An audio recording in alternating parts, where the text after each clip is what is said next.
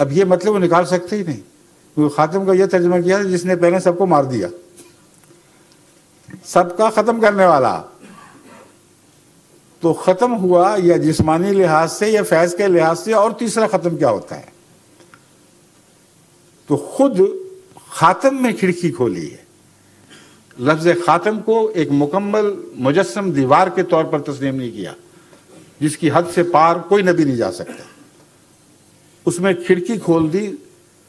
وہ جس طرح چور ڈاکو سند لگاتے ہیں، اس طرح اندر داخل ایک سند لگا دی اور دروازہ کھڑکی کھول دی کہ عیسیٰ علیہ السلام آئیں گے تو یہاں سے نکل کے آ جائیں گے چپ کر کے.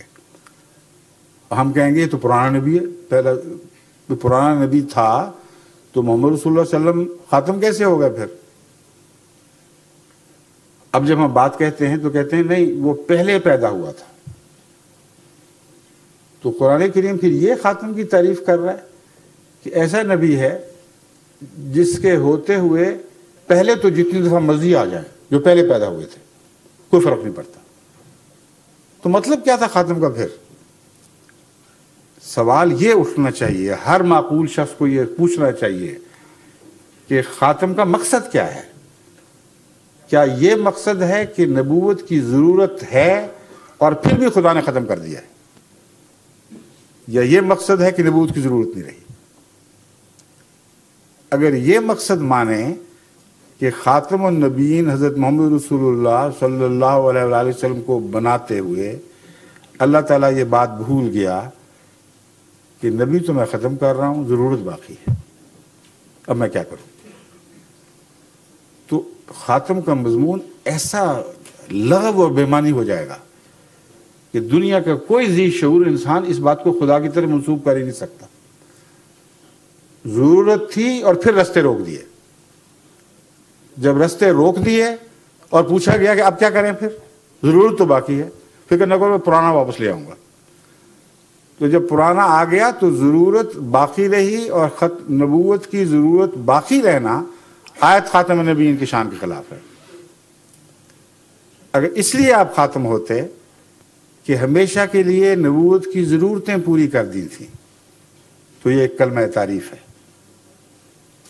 اگر اس معنی میں خاتم ہے کہ نبوتوں کی ضرورتیں باقی تھیں مگر اس کے باوجود آپ کی امت میں کوئی نبی کا مرتبہ پانے والا انسان پیدا نہیں ہو سکتا، تو یہ حضرت صلی اللہ علیہ وآلہ وسلم کی مدح مذمت ہے. اور مولوی دوسری طرف سے کان پکڑ کے آپ کو کہہ دیتے ہیں فکر نہ کرو پرانا مسیح آ جائے گا. اب اس میں اور بھی قباحتیں ہیں. پرانا مسیح آئے گا تو ان کی یہ بات تو پوری ہوگی کہ پہلے پیدا ہوا، لیکن مرا کون بعد میں؟ وفات کس کی ہوئی یہ بھی تو دیکھو. آخری پیدائش سے گنا جاتا ہے یا وفات سے گنا جاتا ہے؟ ساری دنیا جانتی ہے کہ کسی کا آخری ہونا اس کی پیدائش سے نہیں، اس کی وفات سے گنا جاتا ہے. بس ان کا قول یہ بنا، ان کا یہ تصور یہ ہوا کہ حضرت محمد مصطفیٰ صلی اللہ علیہ وآلہ وسلم کو عیسیٰ علیہ السلام نے جو 570 سال پہلے پیدا ہو چکے تھے اپنی آنکھوں کے سامنے پیدا ہوتے دیکھا، اپنی آنکھوں کے سامنے وفات پاتے دیکھا، اور آج 1400 سال ہو گئے ہیں ابھی تک نہیں مرے. اتریں گے تو مریں گے. اول تو اترنا ہی نہیں تو مرنا کہاں سے انہوں نے؟ کوئی معقول آدمی سوچ ہی نہیں سکتا. اترنا تھا تو کتنے زمانے بیت گئے، کتنی مصیبتیں امت پہ ٹور پڑی. اترتے قصہ قضیہ صاف ہوتا. وہ ہے ہی نہیں اوپر بیٹھے ہوئے، تو یوں ہی مولویوں کا خیال ہے تو نہ اتریں گے نہ اس مصیبت سے چھٹکارا ہوگا اور زندہ رہیں گے ہمیشہ. تو عملاً دعویٰ یہ ہے کہ ایک نبی ہمیشہ کے لیے زندہ رہے گا، یعنی وہ خدا بن گیا جو موت سے پالا ہو گیا، جبکہ خدا فرماتا ہے کل نفس ذائقۃ الموت. اور اگر خدا نہیں بنانا تو پھر خاتم النبیین عیسیٰ بن جائیں گے، کیونکہ حضرت صلی اللہ علیہ وآلہ وسلم کے وصال کے بعد 1000 سال سے بعد اس سے بھی آگے مرنے والا نبی در حقیقت دنیا میں آخری نبی ہے. ایک قباحت نہیں، قباحت پر قباحتیں اس میں پڑی ہوئی ہیں. اگلی بات سوچئے، عیسیٰ علیہ السلام آ کے دعویٰ کریں گے کہ مجھے خدا نے تمہارے لیے، تمہاری امت محمدیہ کے لیے نبی بنا کے بھیجا ہے، لیکن میری نبوت پہلی ہے، اضافہ کوئی نہیں اس میں. یاد رکھنا، نبوت میں اضافہ ہوا تو خاتمیت ٹوٹی. ٹھیک ہے؟ تو کوئی مسلمان کہے گا بہت اچھا، نہ آپ کی نبوت میں اضافہ ہوا، نہ قرآن میں اضافہ ہوا. قرآن تو فرما رہا ہے رسول الی بنی اسرائیل، عیسیٰ علیہ السلام کو ہم نے بنی اسرائیل کا رسول بنایا تھا. تو جاؤ بنی اسرائیل میں، ہمارے پاس کیا کرنے آ گئے ہو؟ اگر نئی وحی آئی ہے تب تمہیں حق ملتا ہے کہ امت پر حکومت کرو اور تمام عالم کے لیے رسول بناؤ. تمہاری تو شان ہی نہیں، تمہاری تو مجال ہی نہیں کہ موسوی امت سے باہر نکل کر بات کر سکو. ہمارے پاس کیا کرنے آ گئے ہو؟ اگر وہ کہے قرآن پر مبنی بات ہے تو وہ مولوی اٹھائیں گے، کہیں یہ دیکھو رسول الی بنی اسرائیل، اس آیت کو کاٹو. پہلے کاٹے گا تو کافر اور دجال ہو جائے گا، نہیں کاٹے گا تو اس کی نبوت مانے گا کون؟ اور اگر مانے گا تو تسلیم کر لیں گے کہ یہ بہانہ تھا کہ پرانا آیا ہے. پرانا اپنی پرانی نبوت کے ساتھ آ ہی نہیں سکتا کیونکہ وہ اپنے دائرے میں محدود ہے. اگر محمد رسول اللہ کے دائرے میں اس نے قدم رکھنا ہے تو عالمی نبوت لیے بغیر وہ آ نہیں سکتا، ناممکن ہے. اور عالمی نبوت ایک نیا اعزاز ہے جو پہلے اس کو نصیب نہیں ہوا تھا.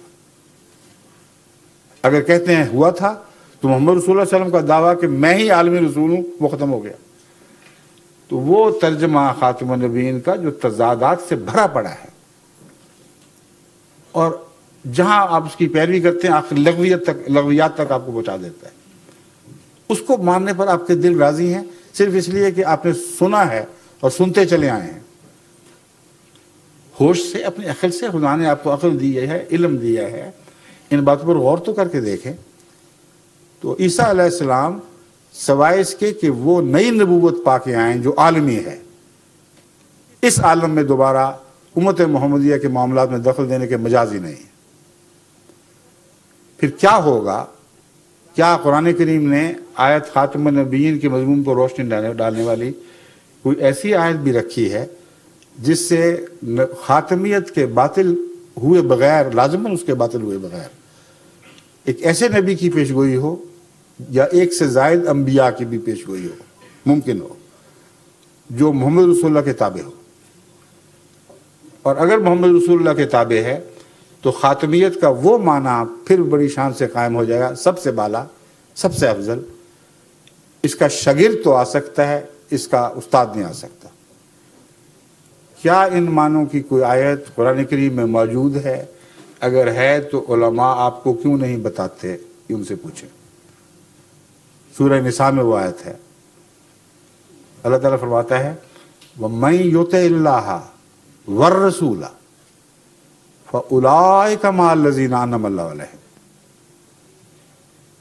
مِنَ النَّبِيِّينَ وَالصِّدِّيقِينَ وَالشُّهَدَاءِ وَالصَّالِحِينَ وَحَسُنَ أُولَٰئِكَ رَفِيقًا.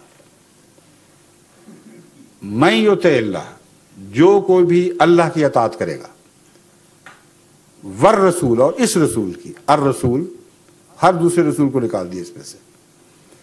اور یہ لطیف نقطہ آپ سب کو سمجھنا چاہیے کہ ہر دوسرے نبی پر ایمان کی تو ہدایت ہے اور لازم ہے.